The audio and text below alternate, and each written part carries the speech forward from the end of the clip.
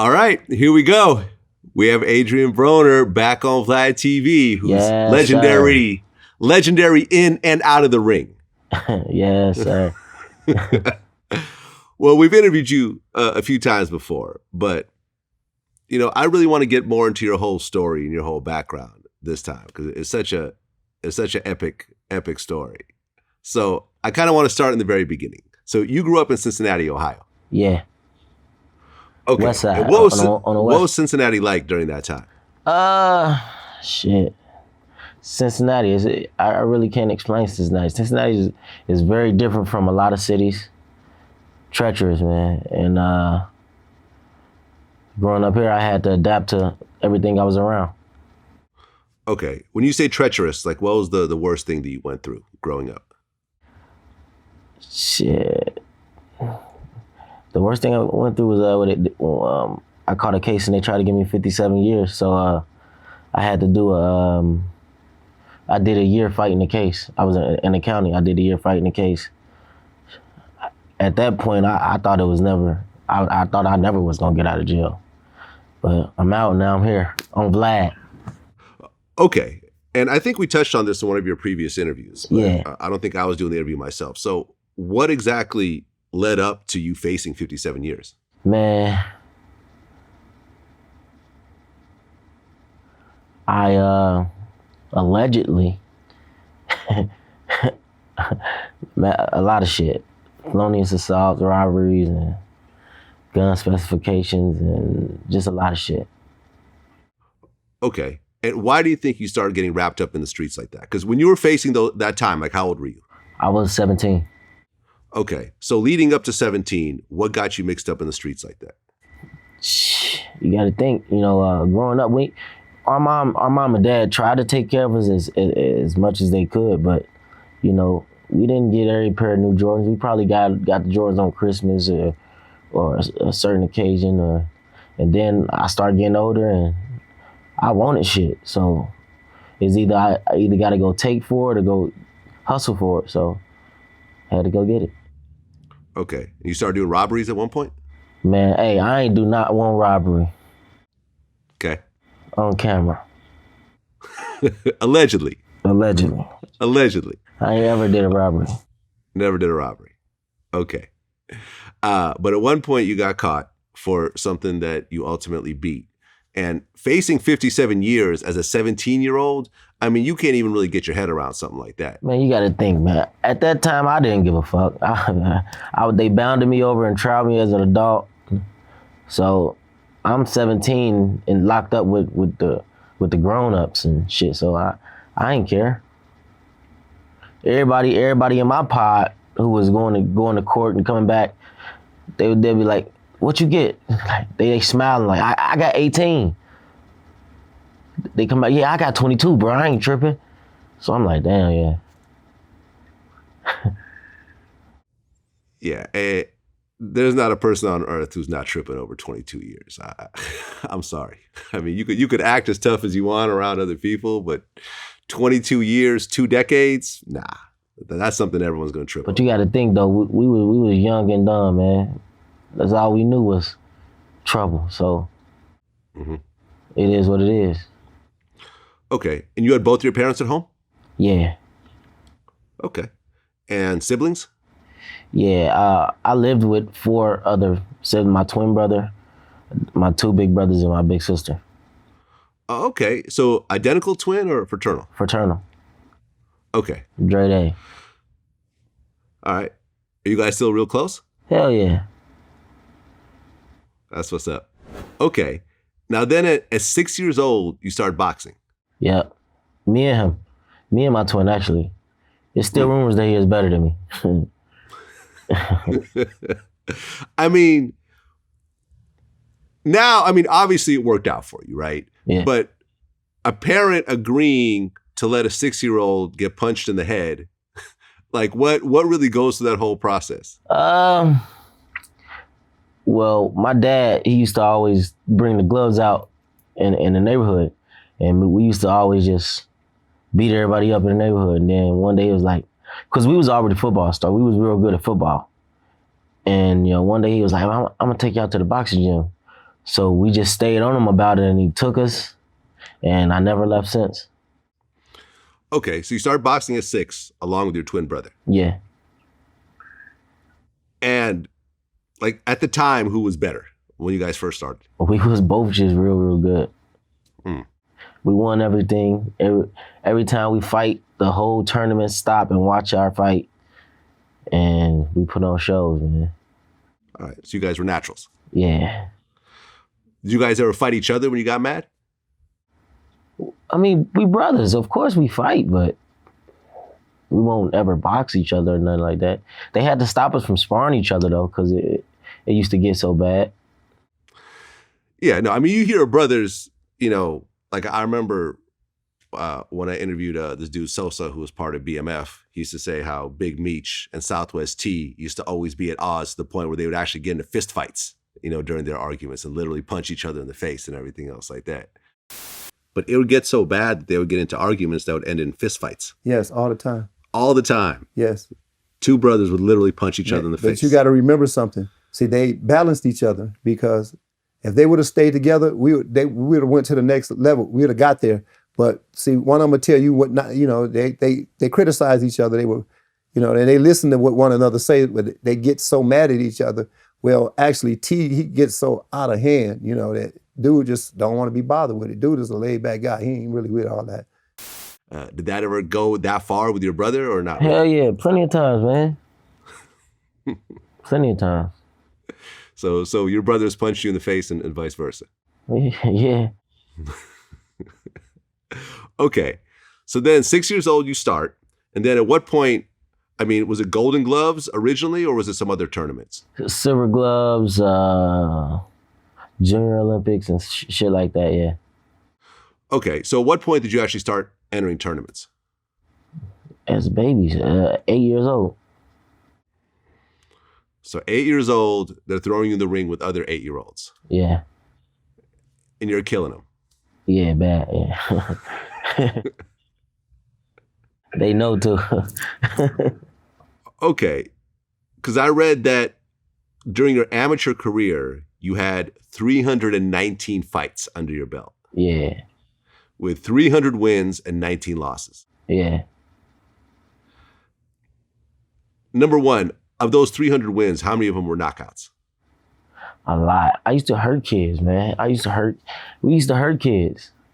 You know, it used to be hard for us to get local fights. So they'll fly people in and they'll weigh way more than us because nobody our way will want to fight us. So we'll still fuck them up though. Okay. Now what about the 19 losses? Shit happens. The Lakers don't win every night. You know.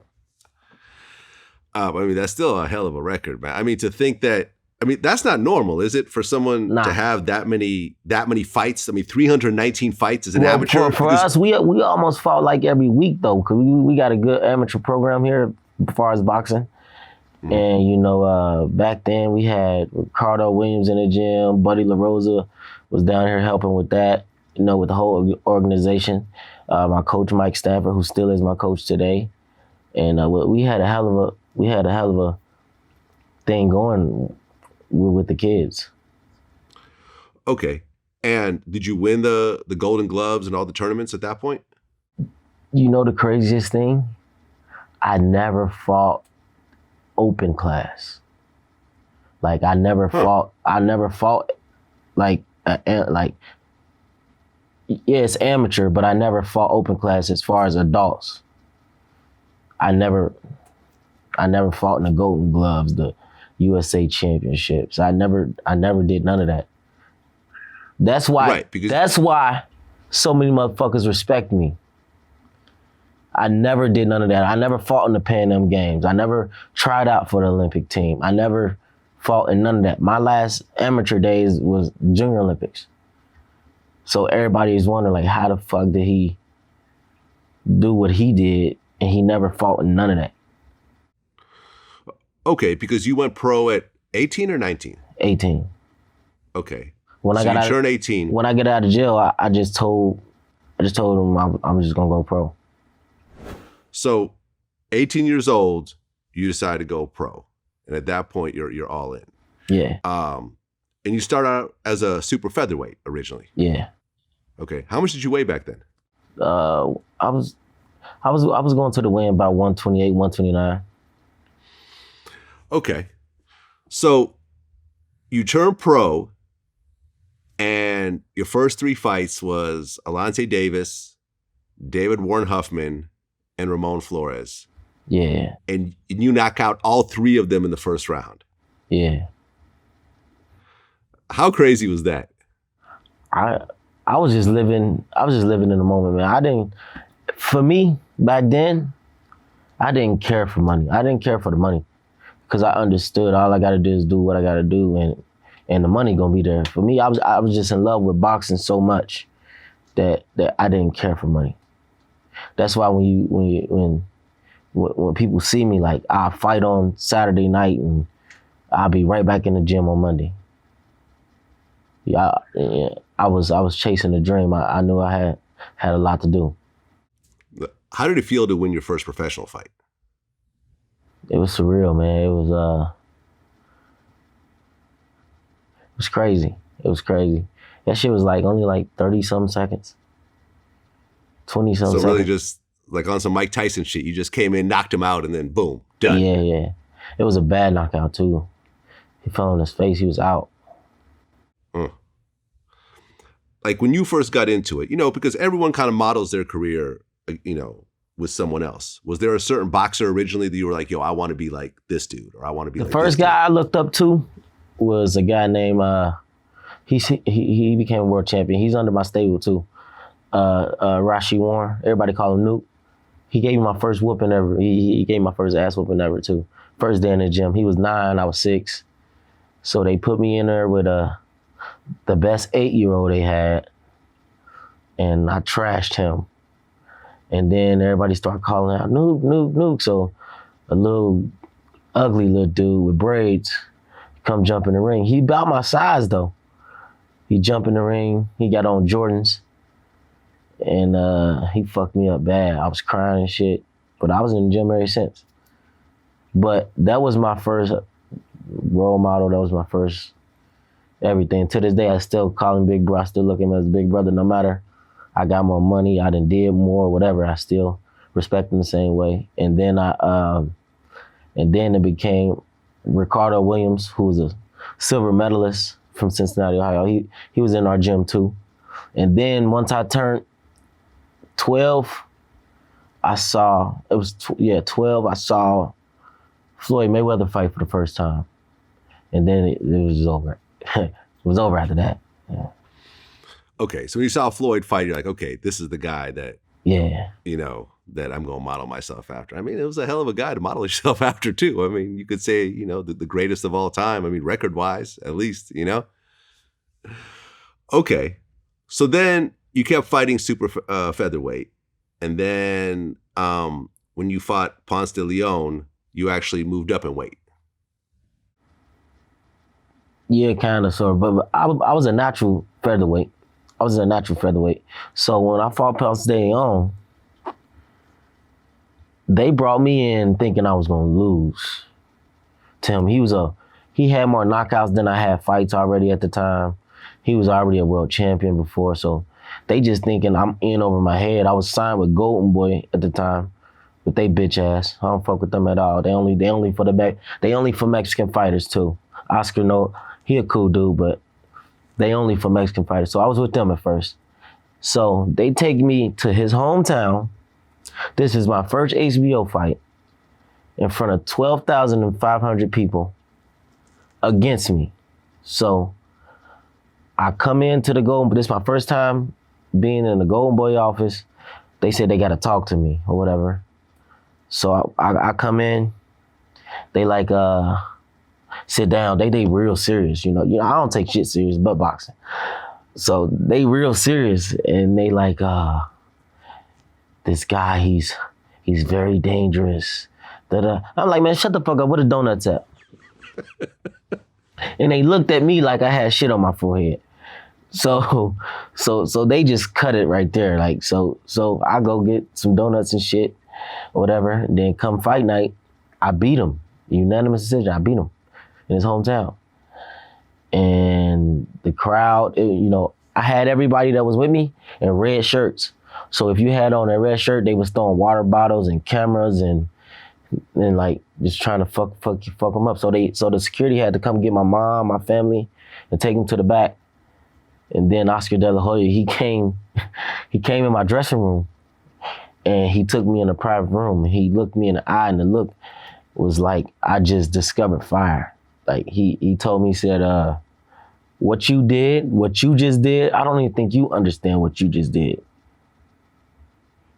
I'm amazed. I'm proud of you.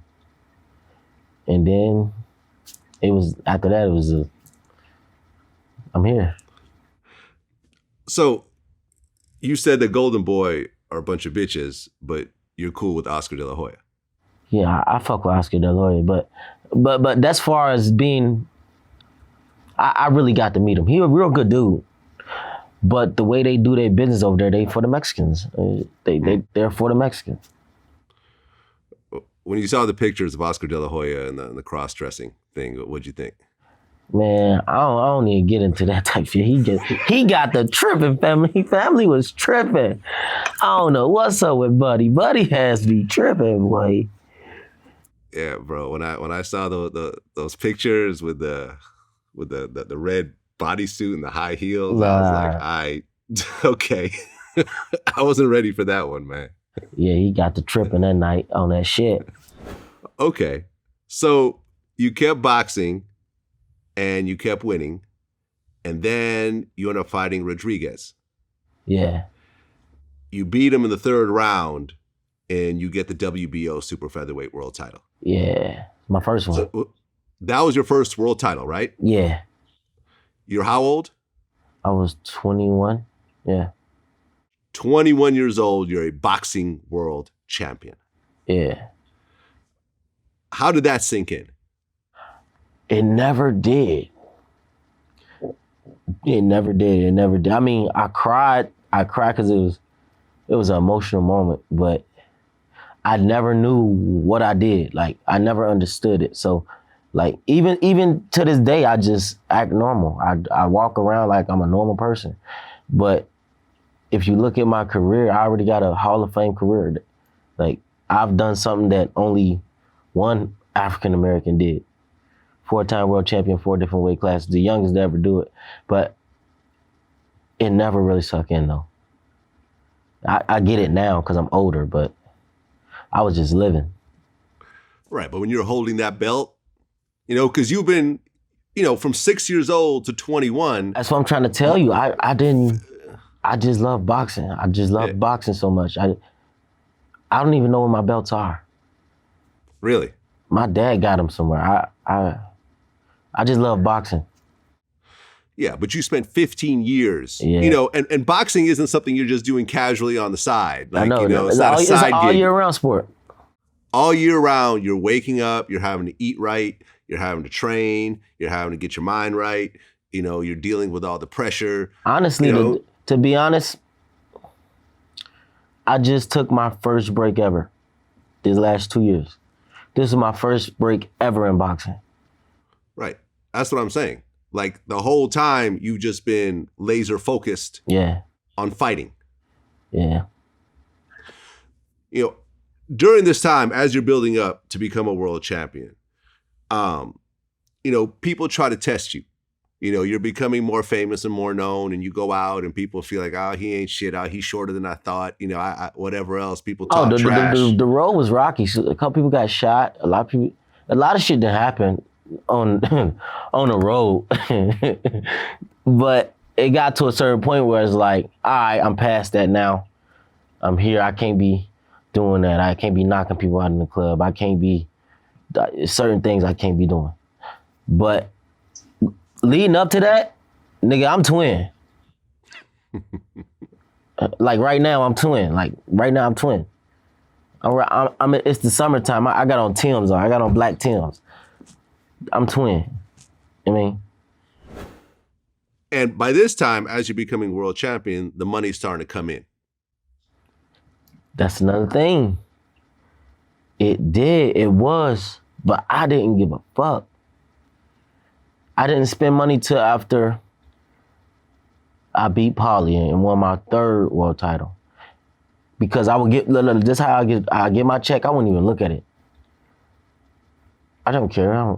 I give it straight to my mom, right? Because it be in the envelope. I give it straight to my mom. Nigga, I go to my account, right? I go to my account for the first time. Nigga, I see all them millions in there. I said, oh, hell nah. Hey, Mom, look, here. I'm about to give you some money. I took no cap. I took like 18, 20 people to Miami. I spent $1 million. You spent $1 million on one trip. Yeah. Yep. I spent $1 million. Okay. I mean, even with all the plane flights, even if you go first class and, you know, all the hotel rooms and everything else like that. And, you know, when I fly first class, I stay at 5-star hotels. I know about how much all this stuff costs. In 2 weeks, I spent $1 million, man. Where did the most of the money come from? Because the flights and the hotels aren't going to add up anywhere near to $1 million. You got to think, I was every night, right? 20,000, 30,000, every club though. We going to like three clubs a night. 20,000, 30,000. Strip club, I'm throwing. It was crazy. Then you know I'm very addicted to gambling. So, and I'm gambling. Okay, there we go. There's my question right there. I'm gambling. I'm losing $250,000. I'm going gambling. Front row seats. At the Miami's finals. This is when LeBron was down there. You know what I'm saying? It was crazy. Back then I didn't have I was renting all the cars. I didn't give a fuck. We gonna rent 10 cars, $1,000 a day. You know, $1,000 a car a day. 1,500 a car a day. I don't care. I mean, when you look back and you look at that $1 million, do you regret it or do you Hell no. I enjoyed it? Hell no. You loved every minute. Every bit of it. Every minute I loved in Tootsie's.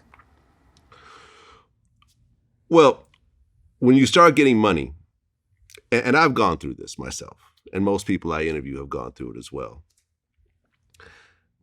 You got your people that you take care of. You got your family, you got your brothers, anything else like that. But then you got your friends, and people start getting used to you being generous with them, but then that one time you say no, then it becomes a problem. That ain't or the your people friend. that you don't take care of. See, that ain't your friend right there. Your real friend, I'm like, all right, I ain't tripping. What you need something? What you need me to do? Can I do something? Matter of fact, I got something for you. I mean, and that's who I got around me right now. That's what I had to learn. I mean, you know, I was blinded by the light. I was blinded by the money. You know, plus you got to think, I was a pilot that didn't know the destination. I didn't know where the fuck I was going. I didn't know what I was doing. It was just an open book. I ain't never did this before. I ain't never had this much money before. Yeah.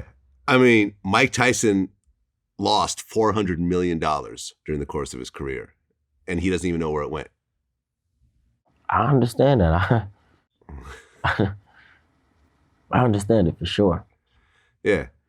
Along with bad friends, bad relationships, bad women, like bad managers, you know, the whole Don King situation. I mean, I interviewed Zab Judah. He talked about how he signed to Don King. And, you know, he figured, well, I ain't going to go the same way as Mike. I got my business straight. And sure enough, Zab Judah gets ripped off by Don King as well. You know, I was coming out of my contract with Shelly Finkel in Duvas, you know, and Don King caught me with the white man shit. Oh, brother, come on, brother, them motherfucking Jew motherfuckers, they got you.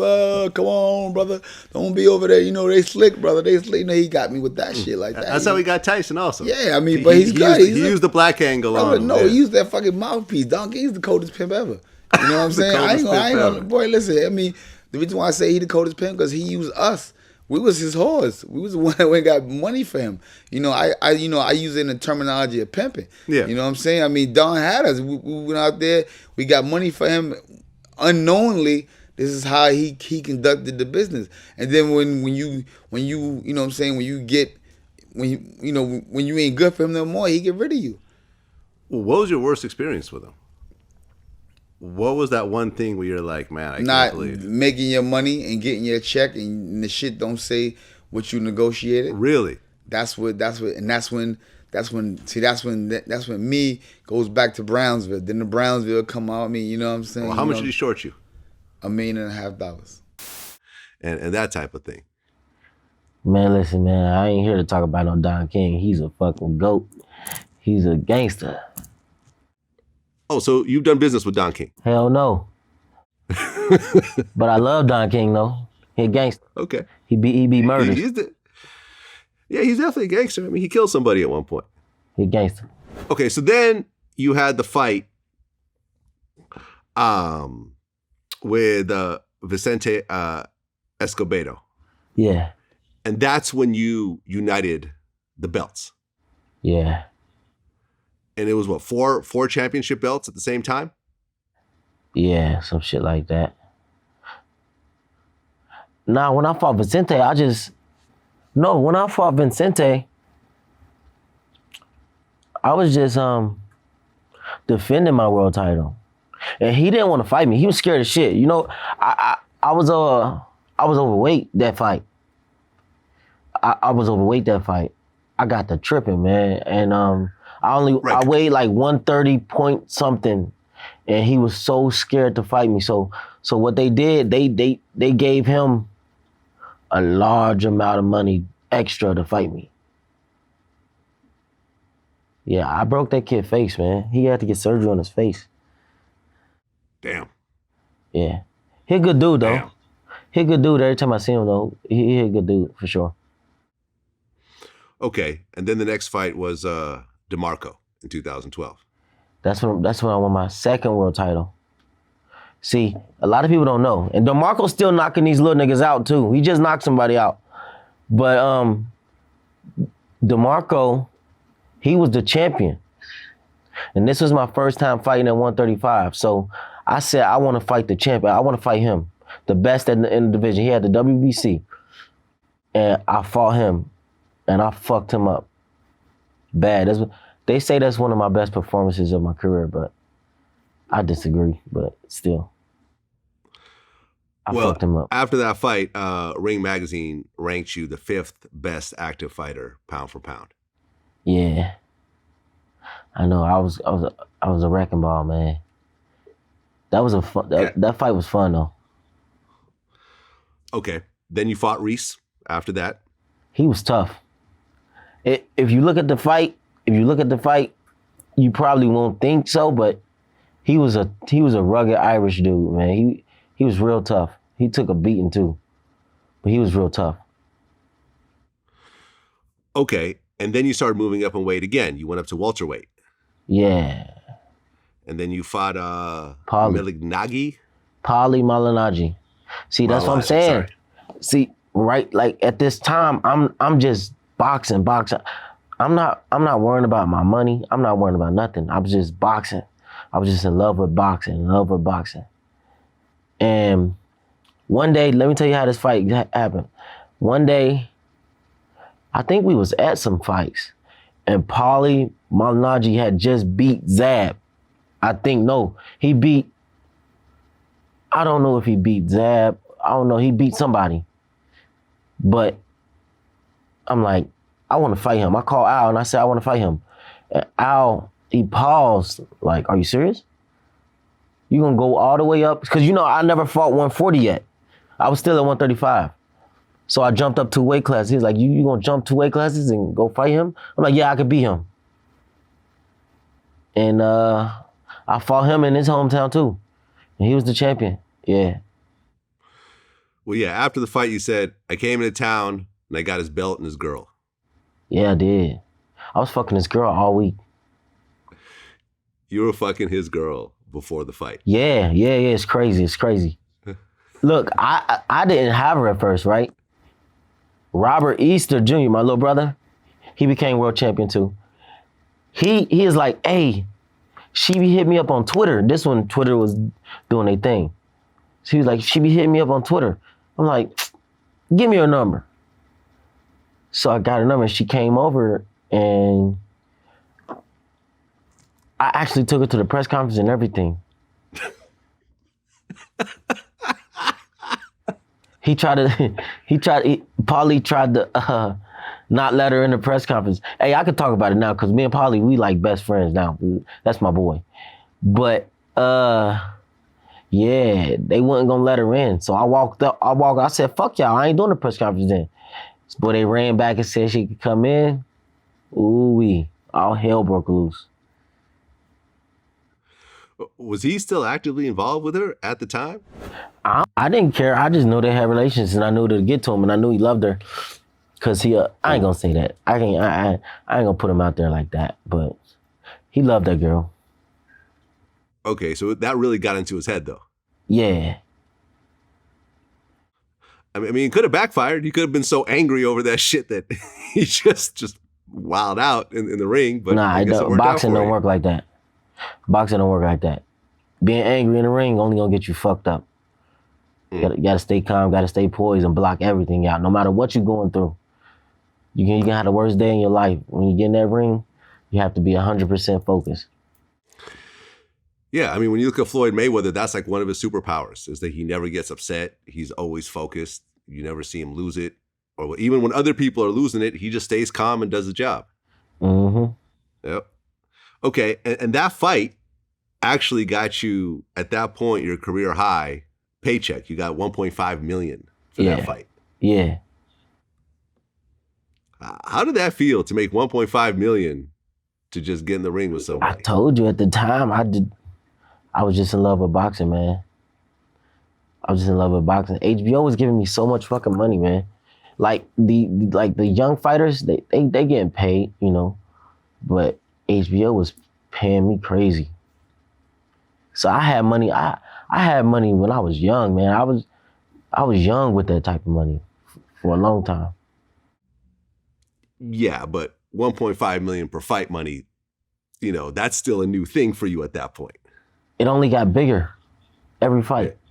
Okay, so then in 2013, you fought Marcos Maidana. Who I wasn't supposed to fight, but I didn't give a fuck. You know, if I had, now this is I think one of my best performances in a loss. If I had a chance, I'd do it again. It was one of the best fights I ever been in. I loved it. Well, you said that you didn't really take training camp very seriously before the fight. No, I trained my ass off. Do you think I would be able to stand in there with Maidana for 12 rounds being a lightweight and not be in shape? I took training camp very serious. It's just, you got to think, I was coming off tour. You know, I did tour with, I was on the Most Wanted tour with Lil Wayne, T.I., 2 Chainz. Oh, okay. I did the whole tour with them. And we was in the last city in Las Vegas. I went straight to camp. You see what I'm saying? Aha. So you took it seriously, but you didn't really have the time because you're out, you know, basically partying with rappers. Nah, it's just coming from that lifestyle to back to this lifestyle. It got to take time. Like right. That's just like me right now, just going to fight in 8 weeks, and I've been off for two years. Okay, and in that fight, you got knocked down for the first time ever. Yeah, that bitch hit hard, man. When he hit me, right, I remember because he caught me with a good shot early. And then when I was moving, I was cool. And he threw a weird shot. It looked like he was coming to the body, but he came up top and I'm like, ooh, shit. I was like, good shot. But I got up though. And I don't remember nothing until about the 9th, 7th round. Like it all went blank. But I was still fighting my ass off. Everybody like, man, you. So when I finally get my legs and vision and everything back, because like from 2 to 9 or whenever I got my shit back, everything was all slow motion. It's crazy. But I get my legs and shit back, right? So I'm like, oh, I'm finna fuck this nigga up, right? So I go at him again, and he catch me again with another big shot. And then I just had to rug it out. Like, fuck it. You gotta kill me. Come on. Well, you got headbutted after he knocked you down. I got my LeBron James on. I had to. He caught me with a big shot. Shit. And then he come in and headbutt me. Shit, I need some time. I had to flop that one. I had to. See, boxing, you know, it come with acting too. And then look, you gotta think how smart I am. You know, I'm in the heat of the moment. I'm like, I need to buy some time. If I don't buy that time right there, he probably would have got me out of there. I was fucked up. But, you know, I did what I had to do and I got through it. I was all right. Well, they announced the decision. He ends up winning in a decision. Yeah. And then before they do the whole post-fight thing, you just walk out of the ring. Yeah. And at that point, fans were booing. They were throwing drinks at you and everything else like that. Why did you walk out before actually, you know, doing the propers? Man, my emotions rolling. I ain't care for no interviews, man. This you got to think. This is my first loss of my career. So it's like, man, fuck that. My jaw was fractured. I mean. Oh, you had your jaw fractured. Yeah, I broke his jaw. I didn't know though. But I broke his jaw. He fractured my jaw. Well, I guess afterwards you actually apologized. You said, I'm sorry for running out on all the fans after my fight. That was wrong of me as a fighter. Yeah, for sure it was. But in the heat of the moment, I ain't care about none of that shit. Okay. You know, and you said, I think in an interview with ESPN, you said, when talking about the fight, you said, my mind is set on war. I had a bad night. He was the better man that night, but he didn't beat me. He out-hustled me. I respect everything. I respect him, but I'm ready to go back to war and get my belt back. Yeah, he didn't want to fight. He said he won't ever fight me again. Why is that? He said I'm the strongest fighter he ever fought. I was a lightweight, though. So then you fought, you go up into, well, you're at light welterweight right now. Then the next fight was you and Molina. Yeah. Which you end up winning again. Of course. I destroyed him. That was an easy fight. That was pretty easy. I cruised my way through that fight. Okay. And you got another 1.25 million. Yeah, on paper. Yep. And he only got 150,000. Yeah, they gave me that on paper. What does that mean? I'll kill me if I tell you. Okay.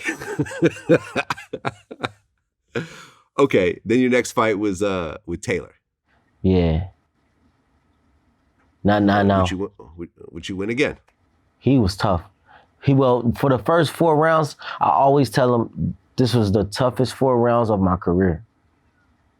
I don't know why. It was a small ring, and it just felt like I could not get this motherfucker off of me. And then after like the 4th round, I saw myself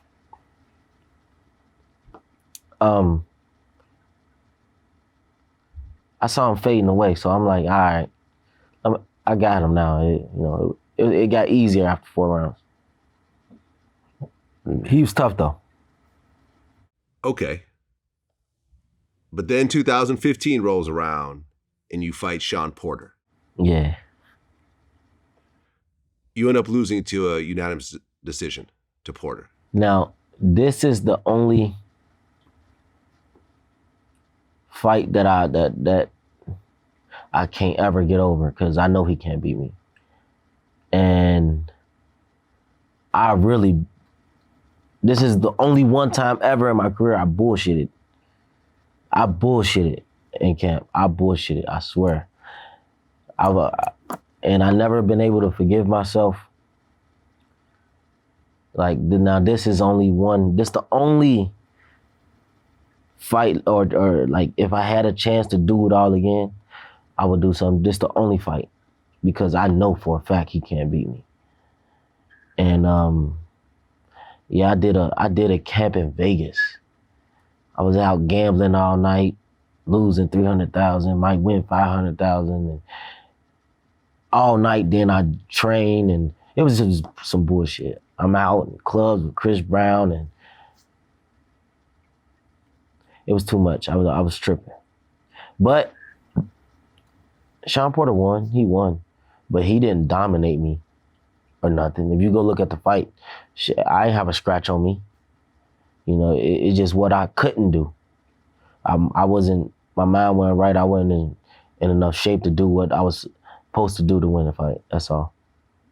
So I'm hearing high stakes gambling Yeah. throughout this interview. You know, lose $250,000 here, make $500,000 here, lose 300,000 here. Do you feel like you have a gambling addiction or not?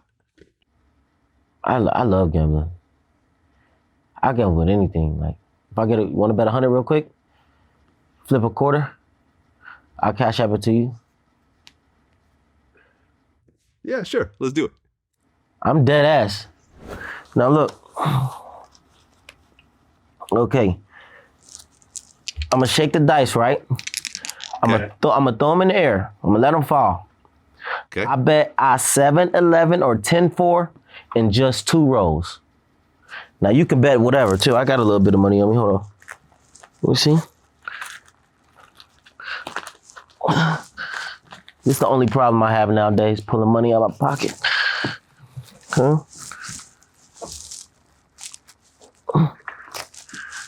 Okay, I got a little bit of money on me. Okay. Now look.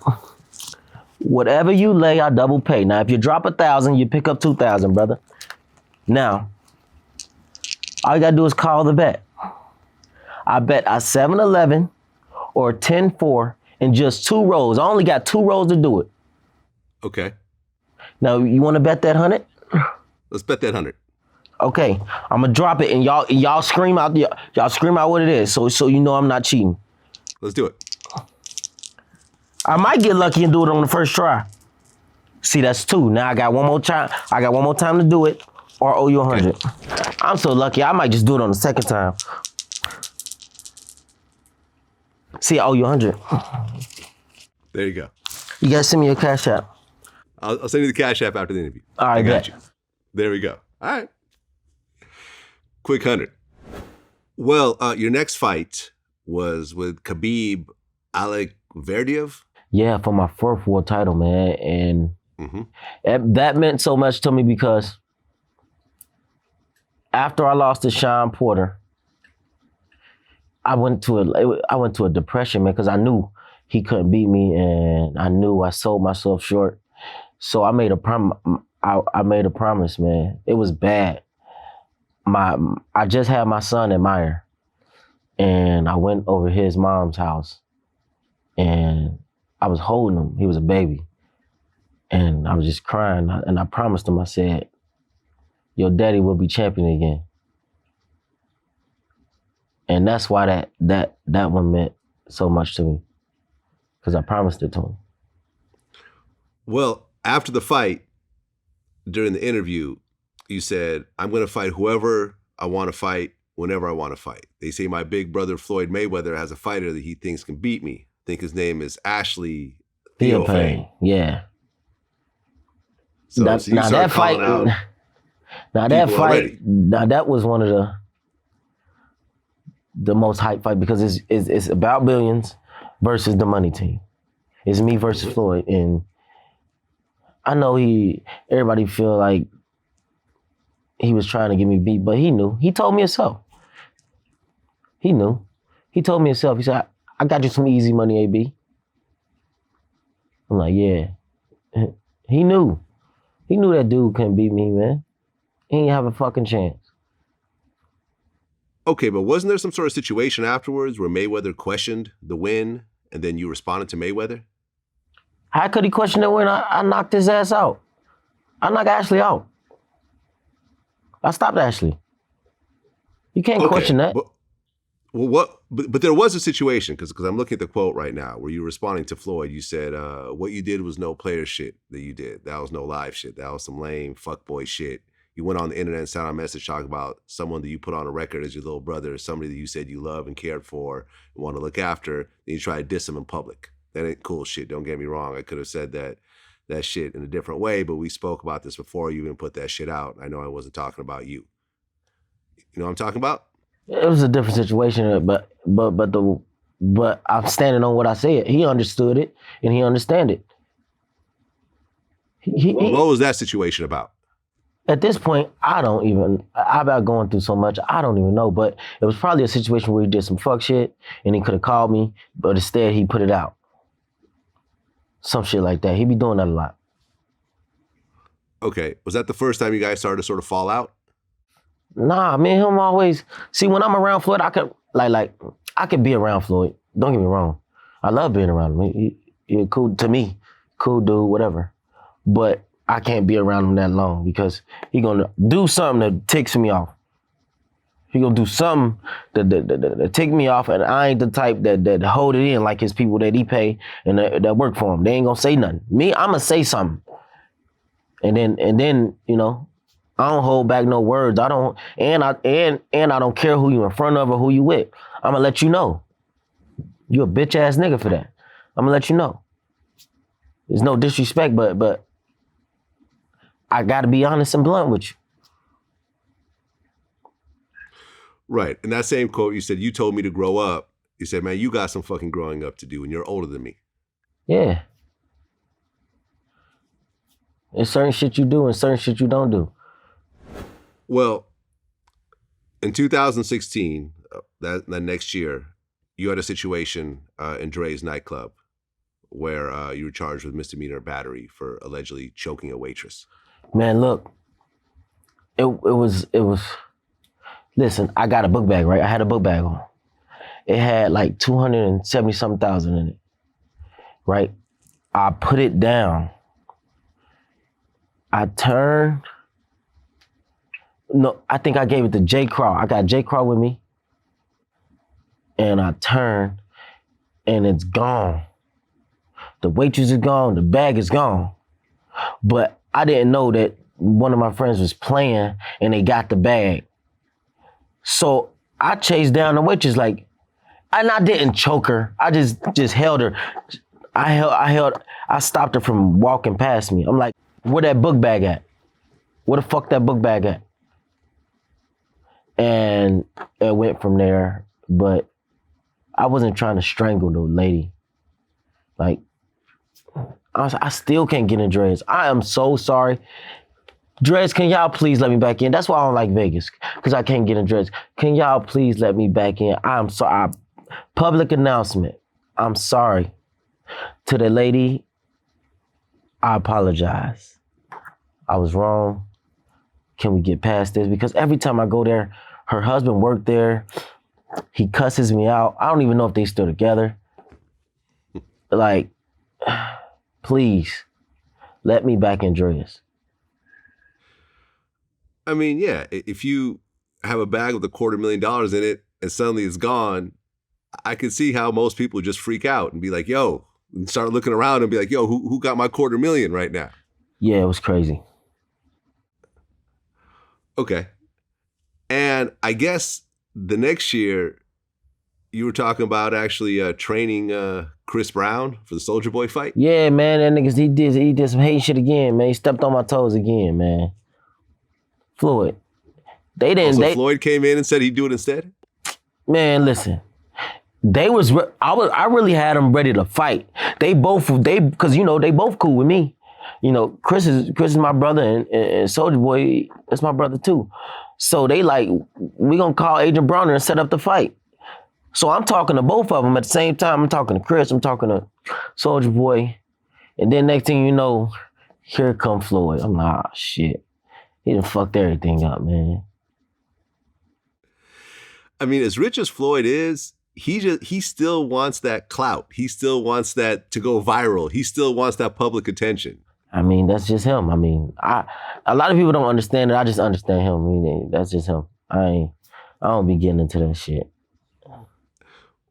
What do you think, being around Floyd, what do you think was the most craziest purchase you've ever seen him do? Because, you talked about the flying people out and the private jets and all that. Like the craziest thing you've seen. The craziest thing I seen? Mm-hmm. That $18 million watch he got. Yeah. Yeah, that's the one of the craziest things I've seen of his purchases. It's that watch. Yeah, that watch is insane. Yeah, but I seen he got plenty other $1 million watches as well, but that one is just over top. So then the next fight was Granados. Yeah. Let me tell you how this fight went about. Granados is a nice friend of mine. I brought him to camp with me. I paid him to be my sparring partner and shit. So they call me, right? They give me like 4 names. Blah, blah, blah, blah, blah. And he was one of them. So I'm like, shit, me being me. See, this type nigga I am. Me being me, I know you can't beat me, but I'm gonna get you some money because you my friend. I'm gonna get you some big money that you would have never made in your life. I'm gonna get you some money. So I called him. I'm like, hey, I'm about to get you paid. You want to fight me? He's like, yeah. And we set the date. Right. You got $1 million for that fight, and Granados got on paper. $250,000. I got $1 million. Was that his biggest payday ever? I got $1 million on paper. On paper. My bad. You're right. Okay. It's a lot of shit to go on. He got $250,000 on paper. It's a lot of shit to go on in that back room, family. Mm-hmm. Okay, I guess Granados wanted a rematch, but you actually declined. That actually catapulted him to get other big fights. Putting him on that stage and letting people see that he can actually compete at that level. That actually gave him an opportunity to make more big paydays. And he respect me for it, and to this day, that's my brother, man. Okay. So then April 2017 comes around. And you're in a car, in a Chevy Suburban. You get stopped by the police in Kentucky, and there's bullet holes all over your car. Yeah. I was actually in Cincinnati. I was at the bar on the west side. So I was never supposed to be there, but I'm from the west side. I ain't tripping. But I'm at the red light. I run the red light because the red light take a long time. I run the red light, and next thing you know, I got the music loud. So I hear doof, doof. I'm like, damn, this shit hitting. Doof, doof, doof, doof. I'm like, oh shit, they got me. So I stayed calm. This ain't the first shootout I've been, but I stayed calm. They kept chasing and shooting me. It was mad shot. It was more than one gun getting shot at me. It was like 30 shots at me. So I get away and pull up to my crib at the time, and they pulled me over, and then they took me to jail because I had a warrant and KY. I had a warrant, and they took me to jail. Well, there was 8 bullet holes in your car, and 10 9mm shell casings were recovered at the scene. What was this over? You running a red light or something else? Nah, it was some street shit. Okay. It was niggas was really just jealous because I didn't let them hang with me. And they wanted to, it was just some street shit. I mean, did you look back at the situation like, yo, I'm a world champion boxer, I'm a multimillionaire, and I came this close to getting shot in the head and having all that end? The first few shots is in the driver door, and I was driving. The first few shots is in the driver door too. Right. I mean, at the end of the day, you're unbelievably lucky. I mean, 8 shots hit the car and you walked away from it without a scratch. Yeah, but I bet they can't shoot nobody no more. Or shoot at nobody no more. Okay, we're not going to get into that part of the story. Yeah. I already see where this is going. But that was not the first time you got shot at? Hell no. How many times you gotten shot at before then? Plenty times, man. We ain't gonna get into that either, though. We won't get into that either. Okay, so you were more or less used to it. Nah, used to it is just I know how to handle myself in that certain situation. I ain't about to see another motherfucker would have flipped out, fuck around and flipped the car over a median and been dead. You know, I just stayed calm. I was actually, it's so crazy. It's gonna be in my movie too. I was laughing.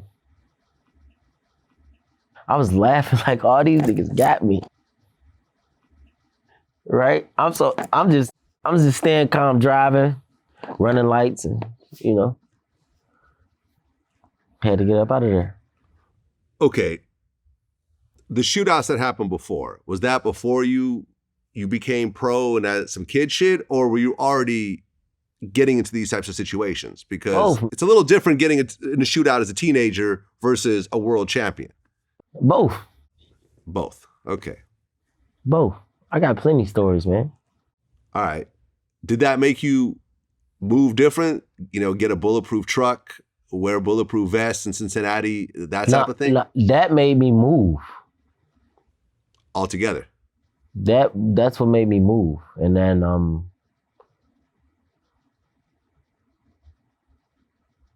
I'm gonna say is, yeah, it made me move.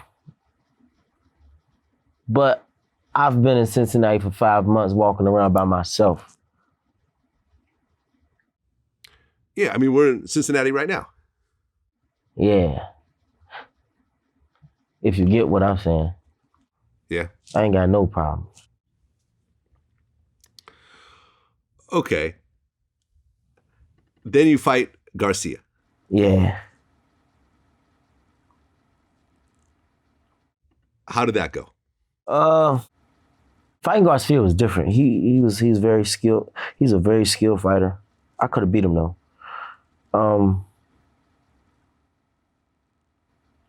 The game plan for that fight was off, I think, and I was in great shape, but you know, he was the better man that night. But I'll beat him. If we fought again, I'll beat him. Right, he won by unanimous decision. Yeah, if we fought again, I'll beat him. Right, and that was your first loss as a light welterweight. And that was what, your second loss overall? By that time? Third. Okay. But you still got $1 million for that fight. On paper. On paper. I was about to say that. Shout out to Al Heyman, man. Shout out to Al Heyman. Shout out to Al Heyman. So then, in September of 2017, there was a situation in Las Vegas where I guess a fan started to basically talk shit about you. And what happened? He got knocked the fuck out. Oh, that's when they said I allegedly knocked some guy out on a strip, right?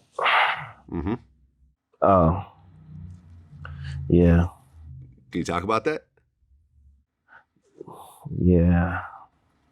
Yeah, that's when they allegedly said these guys walked up on me and I was by myself with over $1 million worth of jewelry on and they was touching me and I got nervous. That's what allegedly happened, huh? Mm. And then I knocked them out? Yep, that's what I heard. That shit crazy, man. I don't know why any civilian would really want to test a professional fighter. It just doesn't Fuck make a any professional sense. fighter. Why would they want to test me? Hmm. Like you gotta okay, it's one thing to take an SAT, you trying to get to college. Okay. What does testing me get you? Cause you know I get the tripping, family. Motherfuckers be getting hit up and all type of shit, man. I don't know. I don't be knowing what's wrong with people, man. I don't know either. I mean, because I'd always heard this. I don't know if it's true or not, but if you're a professional boxer, aren't your hands considered lethal weapons? And if you punch someone out, it's considered like assault with a weapon or something like that? Yeah. Yeah. What ended up happening to you after that whole fight? Did you get arrested at all, or? Who had a fight? Okay. I ain't had no fights, man. You didn't have no fights. All right, we'll leave it at that. All right, so then the next actual fight was you and Vargas. Yeah. Well, he robbed me, man. I beat him. They said I had a draw. I beat that guy. So you weren't happy with the draw? Look though, listen. Do you see what you saying? Like after, like I'm the only one doing this in boxing right now. I'm the only one doing like what I'm doing. Listen, I'm fighting world champion after world champion after world champion after world champion. They ain't doing that. These guys getting ducks, knocking them out. Duck, knock them off. Duck, knock them off. Then they probably fight somebody. Maybe. Then they get another duck. I'm fighting world champion. Another world champion. Another world champion. Another world champion. That's what I'm doing. Right, because after the fight, you said, I beat him in 7 of 5 rounds. Yeah, I beat him. I beat him. Yeah. And as you can see, I was letting my hands go more. I ain't got a scratch on me. I want to thank Jesse Vargas. He's a 2-time world champion for a reason. He came to fight. But at the end of the day, you all know I beat him. Facts. So you feel you got robbed on that? Yeah. The cards are stacked against me. I really said, fuck everybody. Like, and I still feel the same way. So anytime I get in the ring, the cards are already stacked against me. The judges, they don't, you know. I ain't tripping though, but. Well, that next year, there was a URL event, which I was actually at. Kevin Durant was there on stage. And you end up, who did you battle? I'm trying to remember the name. Murder Mook? Murder Mook, there we go. Murder Mook comes on stage with Adrien Broner, and everyone's like, all right, this is just going to be, you know, a little bit of like, I beat him. It ended up being an actual battle. I beat Murder Mook too. And you know that. That's why you keep begging for your rematch and you ain't getting it. I beat you. I beat Mook. I got to say it was an impressive performance on your end. Because, you know, you look at an athlete at URL, and URL is pretty much as high as you could go when we talk about battle rap. And this is, you know, we cover battle rap and everything else like that. You come to URL and you're not an actual battle rapper, people aren't really expecting much of you. But you actually spit. Yeah. That was fun. Yeah. But that same year, you got booked in Fulton County jail in Atlanta for a misdemeanor sexual assault. But then you got released later on bail. Can you talk about that at all? Yeah, a fan wanted that got dismissed anyway. I ain't tripping. But a fan wanted a picture, and I'm lit. I only got my cousin with me, flat tire. And I'm like, nah, man, like, watch out. And she got mad or whatever, and her peoples was, I'm like, man, I was about to, man. It was some bullshit. So she done lied and said I touched her.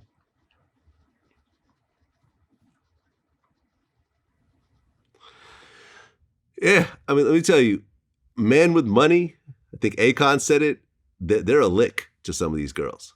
They look at people like us like, okay, you're a paycheck. I can quit my job if I say some shit about you. Oh, I know. I know, family. Oh, yeah. No, I've gone through my own set of issues, man. I feel you on that. And 99% of the time is bullshit, and you just got to settle just because the going to court is going to cost you $500,000. Exactly. So you say, all right, just a lot of people don't know that. A lot of people don't know that. Yeah. You gotta settle because your lawyer fees and that's gonna cost you $500,000. Exactly. And it's like people just assume, like, if you've never been sued, you look at a situation and say, oh, he settled because he's guilty. No. Nah.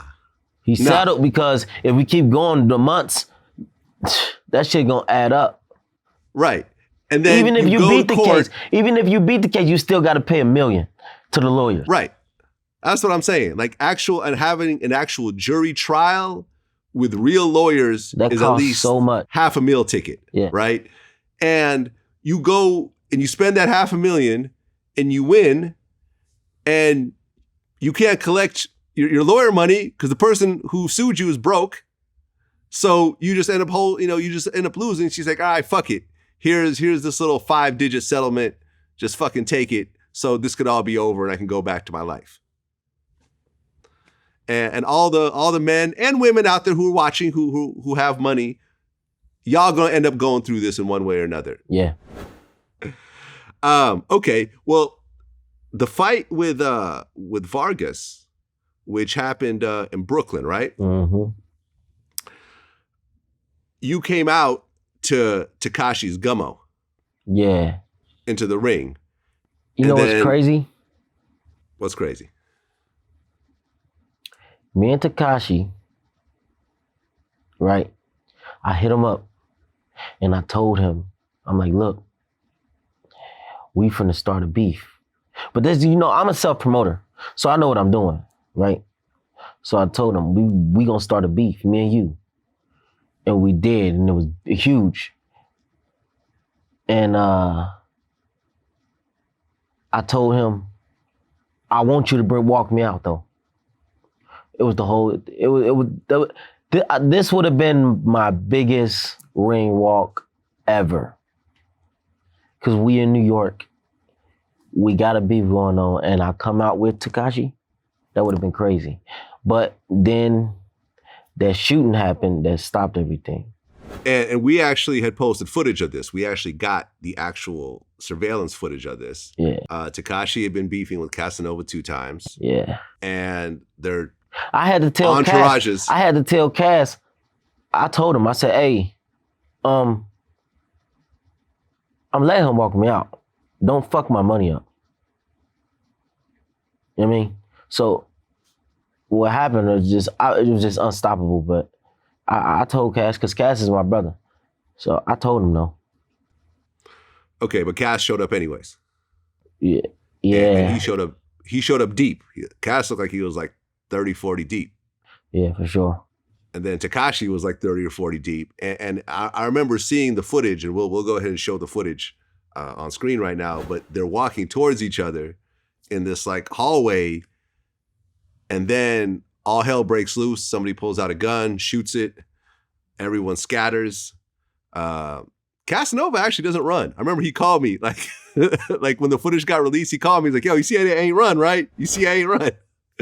I'm like, all right, man, you crazy. I would have ran. Fuck that. Cass sick for real. That's my boy. Yeah, shout out to Casanova. I mean, when you heard, the shooting happened before or after the fight? Before. So that could have ended your whole fight right there. Yeah. And that could have fucked up your money, like you just said. Yeah. How did you react when you're like, yo, you're getting ready to get in the ring and someone's like, oh, by the way, Tekashi and Casanova just got into a shootout at the Barclays. Man, I didn't care about none of that. So then in 2018, you fight Manny Pacquiao. Yeah.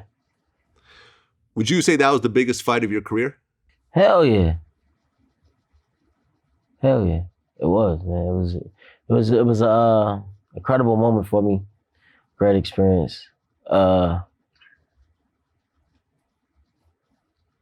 I'd never been on that type of stage before. It was huge. Right. Pacquiao was guaranteed $20 million for that fight. $10 million was his base purse, and then the rest of it came from pay-per-view. You were guaranteed on paper. Yeah.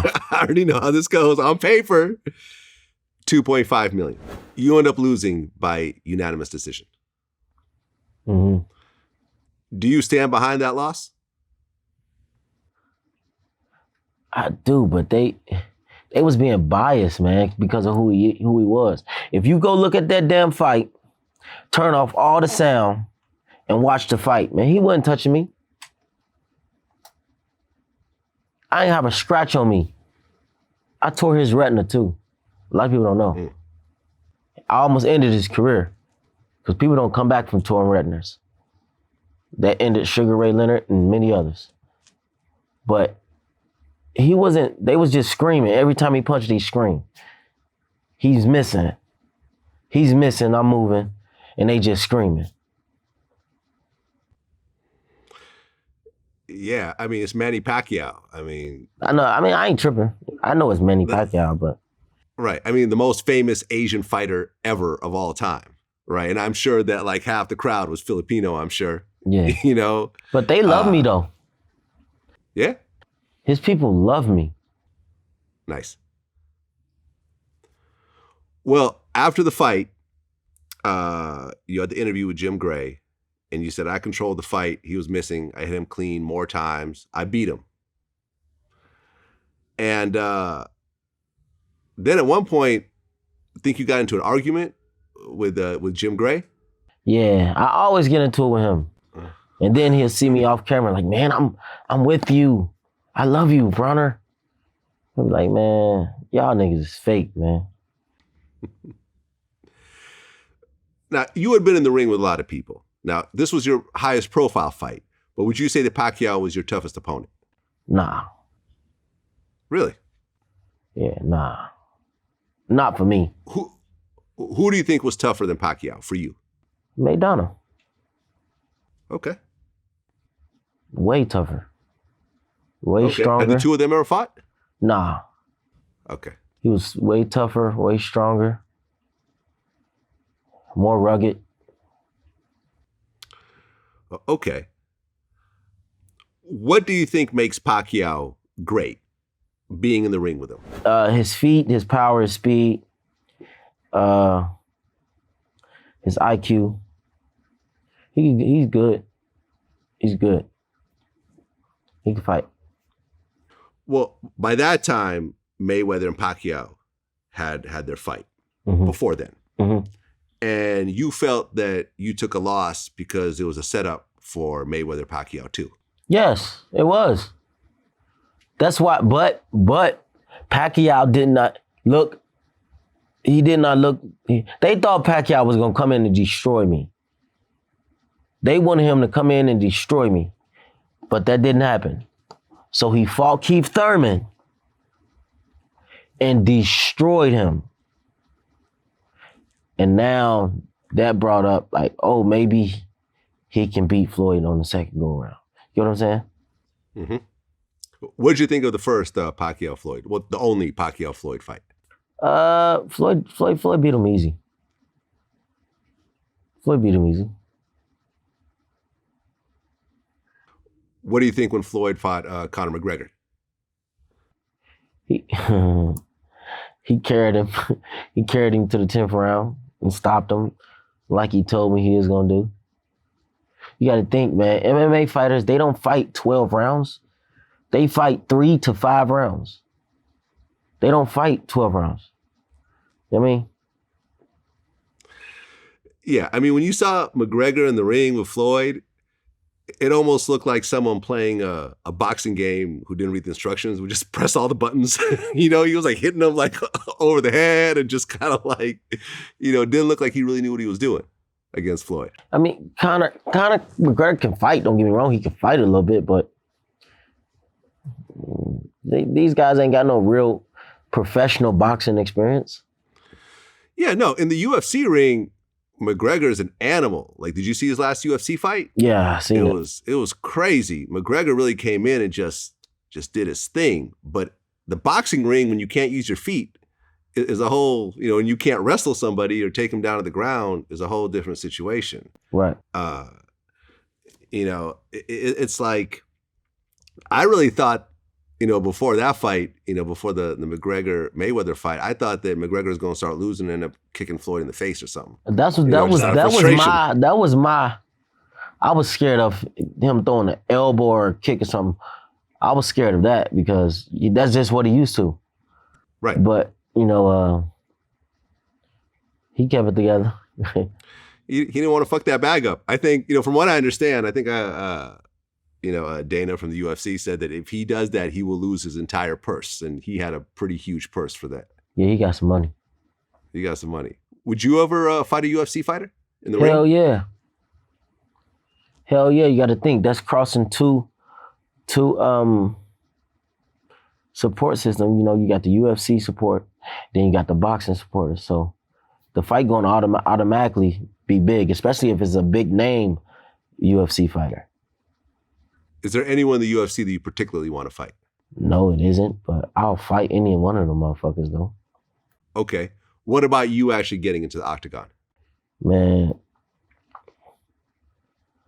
you got a better chance, man, of seeing a Monica Lewinsky sex tape with the president, man. Hey, I ain't getting in no octagon, man. Now, I might be a fool, but I ain't a damn fool, okay? Okay. There was a video that I think you posted where you pulled up to some fast food spot and you offered one of the workers there $10,000 to quit right then and there. Yeah. Look, I got 10,000 cash if you quit today. 10,000 right here if you quit today. I don't. Let me get a large fries. Look, I got 10,000 cash if you quit today. I quit my job right now. No, you gotta work. I'm giving you 10,000. Can y'all hire me? Look, man, I got 10,000 if you Only quit in the today. middle of I know you won't. Hire me and fire me. And let me get two chicken go wraps. She ain't take it. I was serious too. Yeah, I know. I just bet against you. I know you're serious when it comes to that. Hell yeah. But why offer someone $10,000 to quit their job? Because you can take this 10,000 and go put it into your business and work for yourself. Well, that's true if you know how to start a business, but otherwise you'll just fuck it off. I'm just saying, like, just think, like, what are you making a year? At a fast food spot, maybe 20, 30,000. Take this 10. Really? I'm talking about after taxes. But take this 10, go put it into a business. Fuck that. Take the 10, leave and say you got something to do and go back to work. I just wanted you to leave that day. I didn't care what you did with the money. Well, in 2018, I interviewed Lil Durk. Mm-hmm. And he said that the two of you would actually slapbox each other. Yeah, Dirk funny as shit. Yeah, that's what. See, look, the whole thing was he said I can't tap his face. So when we were slapboxing, I tapped it. Hell no, you ain't tapping my face, you ain't. And I'm like, damn, you just gonna sit here and laugh my fucking face? Then they like, we don't laugh. I'm like, oh, he probably just trying to say it because of laugh. But yeah. I mean, you know, Adrien Broner talk a lot of shit, but he a bad motherfucker in the ring. He can box. I don't give a fuck if he lost 50 times. Adrien Broner can box. Does Dirk got hands? Yeah, Dirk can fight. Yeah? Mm-hmm. Dirk can fight his ass off. That's my brother. I was just talking to Dirk. Okay, yeah, and there's a video of it where the two of y'all were going at it. Mm-hmm. In a hotel room. No, I think we was at a Airbnb, one of his Airbnbs. Yeah, Airbnb. Gotcha. Shout out to Dirk. I know he's going through some legal shit right now, man. I hope he pulls through it. Me too. He'll be all right. Now, at one point, this dude named Andrew Caldwell, this gay dude, tried to slide into your DMs. Yeah, buddy got the tripping, family. I mean, I've had gay dudes hit on me. I mean, I'm not gay. I don't like it, but it doesn't really bother me that much. It's like, all right, whatever. But it actually bothered you? Yeah, I'm like, bro, why'd you trying me, bro? I'm a man, stop playing with me, dude. You got the tripping.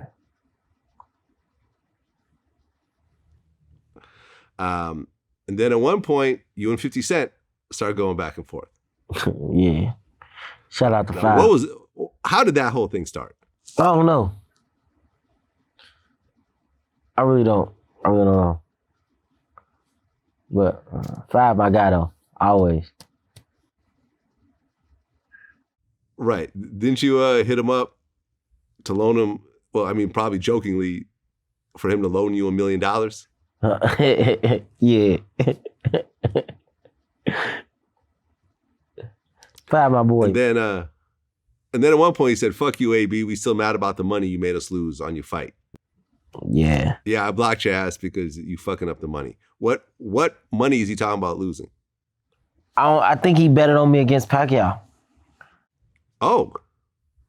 Yeah, I think he betted a X amount of dollars on me against Pacquiao. But me and 50, we hung out after that. Yeah. I mean, 50 does a lot of shit to go viral. I mean, he's been doing that since he started. If you really think about it. He's another marketing genius too. 50 is a marketing genius. I mean, 50's still mad at me over some shit last I checked. Oh. But I got nothing against 50. I admire what he does. You know, he's been able to, you know, once his music career started to slow down, he was able to flip it into movies and TV shows and everything else like that. He's still keeping his bag. I respect what 50 does. And, you know, he is a marketing genius. Yeah. Now, there was a situation, I guess it started from a Cleveland nightclub where you were ordered to pay $830,000 to a woman who claims you sexually assaulted her. See, that's another how can I explain? I really can't talk about it, but I was targeted again. And I'm all right, I'm straight. Y'all worked it out? Ain't got no choice at this point. Yeah. January this year, I guess you had a DM Bad Baby, not knowing that she was actually 16. Yeah, man, this bitch been 15 for 8 years, man.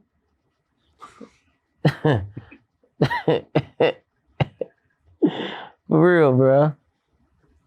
And then like I hear things, so I'm like, you know, I hear a lot of things. I'm like, okay, bruh, okay, she fuck with bruh. I'm like, all right, shit. She gotta be old enough now.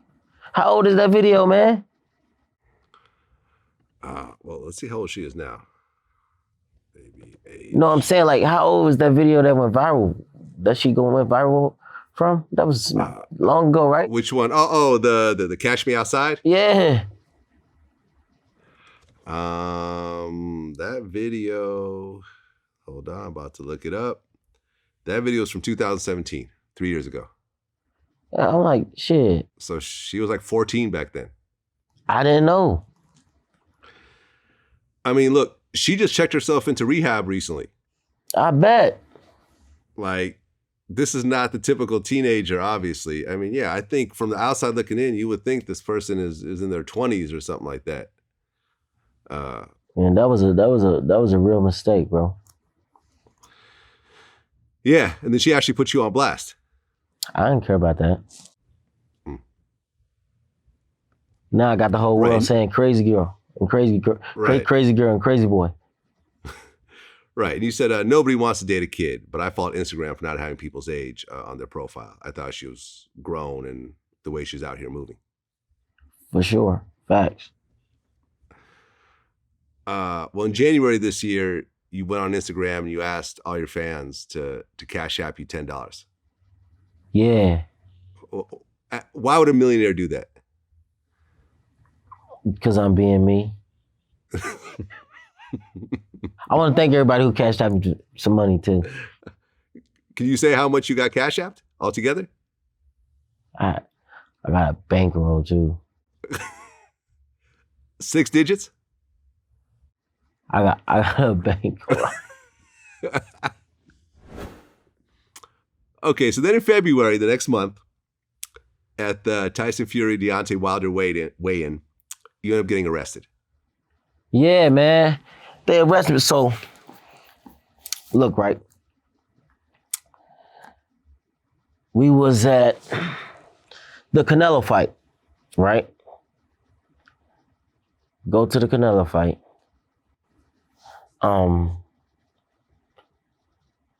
You got to think everybody is millionaires now. You got Javante Davis, you got the Earl Spence, you got Shakur Stevenson. All the youngsters, they all looked up to me. So, cause they came up under me. So I got everybody with me, and everybody the youngsters coming up, they love hanging with me.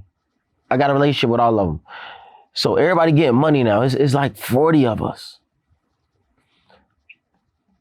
And we just having fun. Everybody got a jury on. We having fun. We ain't fighting. We ain't nobody training. So activities and you know what I'm saying?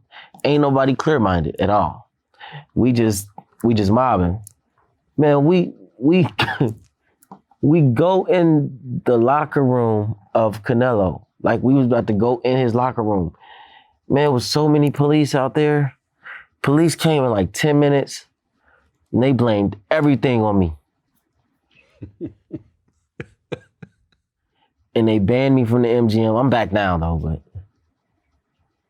I want to apologize to Golden Boy. I want to apologize to Canelo. I want to apologize to the MGM. I was wrong, and we should have handled it a different way. But it was a crazy night. It was fun though. What exactly did they arrest you for? Because that day, what I just told you, they banned me from the MGM, and I came to Deontay Wilder and Tyson Fury's weigh-in, and they arrested me for trespassing. Ah, okay. But they let me go. They let me go, and everything was dropped. Dope. Then the next month, in March of 2020, you were in your Rolls-Royce truck, and they found you just passed out in the middle of traffic. Man, I was tired, man. I wasn't drunk. I was just tired. So you just fell asleep in your Rolls-Royce truck in the middle of the street? I was going through some things. I've been up for like 3.5 days. Wait. You were up for 3.5 days nonstop. Yeah, I get to tripping sometimes, family. Okay, what makes a human being not sleep for 3.5 days? I live a crazy lifestyle, man. I ain't never did a drug though. Some people think I do drugs and shit. I ain't never did a drug a day in my life. I'm so against that shit. Like some of my friends and like my family, they don't even like being around me because they know how much I dislike drugs. So, but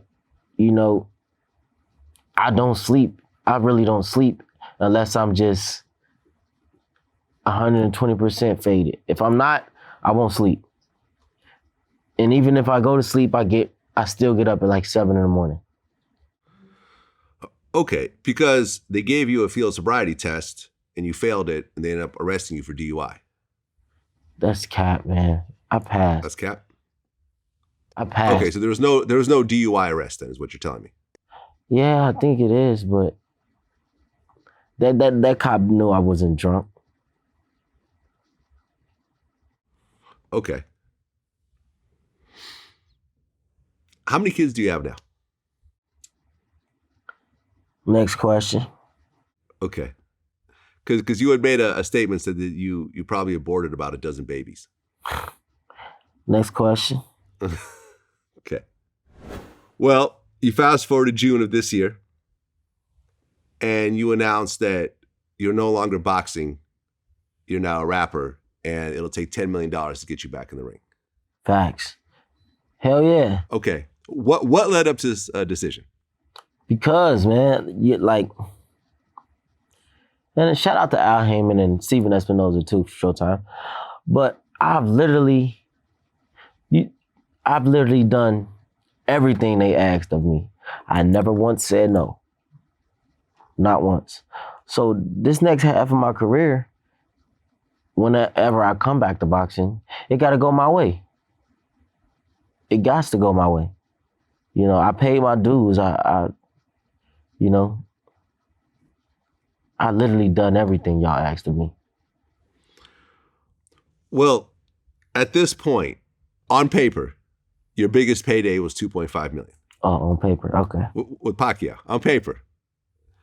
So you're asking for 4 times that to get back in the ring. Damn right. And, I mean, to get that, you'd have to probably fight Floyd. Hell no. They're going to have to pay me way more than that if I fight Floyd. But I know business and I know numbers. And ain't nobody beating my numbers. And right now, they need me. Right now. Well, in order to get more money, a lot of times you have to have your own companies behind everything. You know, once you start dealing with middlemen and other companies and so forth, because Floyd has his own promotion company and everything else like that, right? That's why he gets to keep most of the money for himself. And I do too. Okay, so you have the same thing going on. Yeah. Okay. About Billions Promotions. Okay. All right. So 10 million is what it's going to take. Yep. Who do you think that fight would be against? If fighting Floyd would be way more than that, who do you think would be a matchup for you right now? It don't matter. At this point, the people just want to see me back in the ring. The people just want to watch Adrien Broner, man. They just want to see the AB show. Well, because, I mean, at one point, weren't you signed to MMG? Like you had an MMG chain on and stuff like that? I'm just a real nigga, man. You know, I fuck with Rick Ross heavy, and he fuck with me and all my people. And I did that myself. I told him I was gonna do it. I fuck with you, bro. I'm gonna go get some MMG chains, and I want you to help me out with my label. You know what I mean? We can do some joint shit, whatever. Okay. Well, and Meek Mill is on MMG. Mm-hmm. And you guys recorded some music, but then Meek is not clearing it. Yeah, man. Yeah, Meek. On this record that I got, I actually got Meek Mill and Rick Ross on the same track. It's called Crime Pays, and it's a dope record. It's crazy. The record is crazy. But Meek was like, I did that record. I talked to him about it, and he was like, I did that record, man, so long ago. I was like, nigga, I paid. The fuck? I'm about to put this shit out. So that's what I'm going through. And this shit is crazy. I never knew this part about music. You know, this is my first album I ever did, you know, the legit way. And I wanted to come out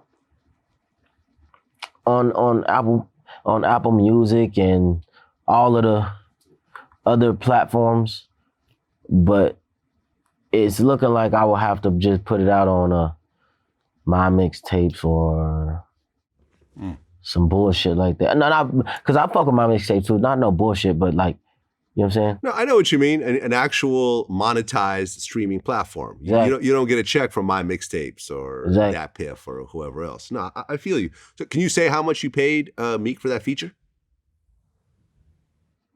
No, I can't say, but okay, but you did give him what he was asking for. Yeah, and I gave him exactly what he was asking for. Right, and now he's not clearing it, or his label's not clearing it. Man, I just talked to Boosie, and he said, them niggas can get it cleared. That's one phone call. Cause me and Boosie just did a track for me. Yeah, that's my man right there. That's my guy. Yeah, I mean, he didn't know I could rap that good. He didn't know I could rap that good until he heard me rap. Yeah, man, I love Boosie. One of my favorite people. But you also got songs with, well, at least one song with Young Thug. Yeah. Okay, is that cleared? Yeah, that's done. That ain't nothing. That's my brother. He ain't tripping. Right. I remember, I think after our last interview, I remember one of the things you said that Young Thug is not gay, but Daylight is definitely gay. Yeah. Daylight said some bull. He always said some bullshit. He's always saying some gay shit. He's not He's a actually cool gay. dude though. I met him. I actually met him. Well, yeah, if you're in the battle rap world, you probably will meet him. Yeah. I actually met that. Like, he a cool dude. That bullshit. Yeah, he no, said but was- I remember after we put out that part of the video, I think Young Thug reposted it and was like, "Yeah, Adrien Broner is my brother." You know, shout out to AV. Yeah. After that, but you can't blame people for calling Young Thug gay. I mean, he wears dresses and he talks about smoking penises and calling dudes my love and all that. I mean, he does that shit on purpose to get the attention. Man, Thug a gangster. I'm not saying he's not. Anybody that really know Thug, he's a gangster, man. I'm not saying he's not a gangster. I'm not even saying he's gay. But, you know, you're doing shit to prompt people to say it, and then you get mad when people say it, which doesn't make sense to me. It is what it is. He a gangster, man. Yella Beezy did some music with you also. Yeah. That's another close one in the game to me too. Real good dude. Oh yeah, I did some of Yella Beezy's first interviews. I've done his biggest interviews as well, and real good dude, man. Real good dude. I mean, y'all kind of went through a similar situation with the car shooting. Yeah. If you think about it, I mean, he actually got hit though. He got hit in the arm. Because when me and him did our second interview, he was in this big like bionic cast looking thing. You know, he got shot up. But yeah, Yella Beezy's dope, man. Who else? I mean, you mentioned Boosie as well. Like, who else have you done songs with? Shit. Doug, Boosie, Cook LaFleur. He's an artist from here though.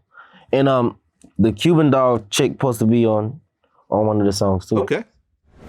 You know, Mike Tyson, who, I mean, to me, that's always been my favorite fighter. Yeah. Like, I'm 47, right? So to me, Mike Tyson's the greatest boxer of all time in my eyes because I'm too young to remember Muhammad Ali, right? Yeah. Not to say that Ali isn't better than him, but I understand. I never got to see any Muhammad Ali fights live, but I got to see Mike Tyson live, you know, on TV hella times. He announced that he's going back in the ring. And this blew my mind because everyone was talking about Holyfield originally, but they said Roy Jones Jr., who is really much lighter than Mike. Yeah, but Roy won a world title on heavyweight though. Well, light heavyweight, not a full blown. I thought he won one heavyweight against Ruiz. He did, if I'm not recall. I think he did. Okay, you might be right. You definitely know more than I do when it comes to boxing. But as a professional boxer, when you think of a matchup of Mike Tyson versus Roy Jones Jr., and you're a betting man, if I'm like, all right, cool, bets right now, who you got your money on? I can't bet. I can't bet on that. You got two You can't bet on that. You got two of my favorite fighters in the world, and they're fighting each other. I just got to stay neutral, man. I just hope nobody get hurt, you know, because they both is up in age, and in this game you can get fucked up bad. And Roy Jones has had some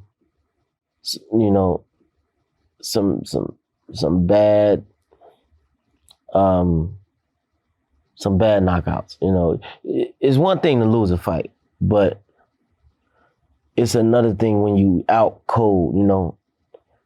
I mean, and this happened multiple times, and you know, Tyson have had his bad fights, and then Tyson's up in age, Roy's up in age. They both still can punch. Like I don't think it's a good idea, but I'm gonna watch. Yeah, I mean, Tyson is 54, Roy Jones is 51. Yeah. I don't know about the weights, you know, at the time of weigh-ins. I'm going to assume that Tyson's going to be a lot heavier. I don't know. Roy's pretty big too. Yeah. And listen, I remember Roy Jones at his height. He would hit you with a 32 punch combination like it was nothing. Mm-hmm. Like Roy to me had some of the fastest hands I've ever seen, period. And, Mike Tyson was, like you when you were starting out, knocking out people in 30 seconds. Yeah, Tyson. The quickest fights of all time were some of Tyson's fights. I'm surprised they're doing it, but everyone's going to watch, you and I included. Yeah, for sure. I'm definitely going to watch. Who's not going to watch that? I just don't think it's a good idea for both guys, but. Yeah, I mean, and Mike Tyson said that if he has a chance to knock out Roy, he's going to do it.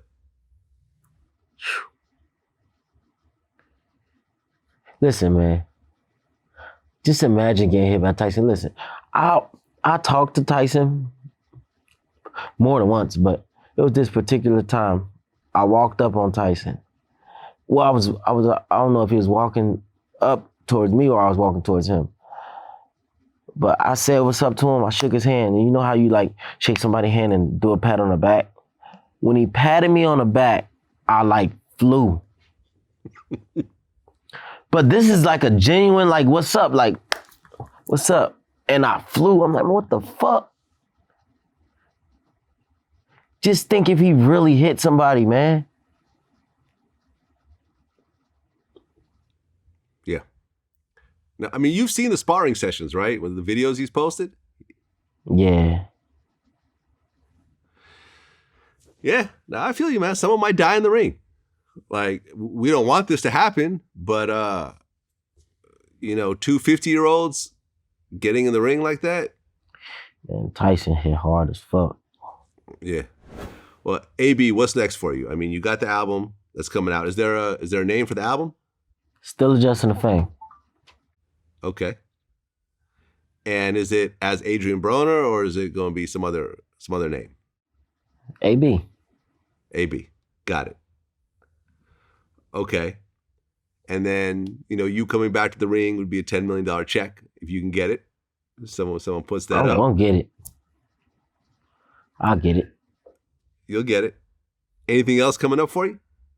Right now I'm just focused on just being happy, staying happy. And, being a better father, a great dad, and focusing on me. Yeah. Well, listen, man, AB, it's always been a pleasure and an honor. This is your third time here. We've always been big supporters of everything you do. We always report on everything. You've done 2 other interviews. You've always kept it 100. I think that's why people love you, man, because they get to see the good and the bad. They get to see the honesty. It's not sugar-coated. You don't have 100 publicists sitting there telling you what to do and everything else like that. And I think that's why your fans really connect with you, because they could see themselves in you. They could see the struggle. They could see the times that, things didn't go well as the triumph, man. And look, as a kid that comes out of Cincinnati, be a multimillionaire, to be part of the, one of the greats in boxing, to have your name immortalized like that, I think that's, a big reason why you do it. It's not just for right now, it's for your kids to look up and be like, yo, that's my dad right there. My dad did his thing. And I wish only the best for you. Thank you, man. I appreciate it. No doubt, man. Until next time. All right. I'm going to send you my Cash App right now and get my 100. Yeah, I owe you 100 for sure. That's what it is.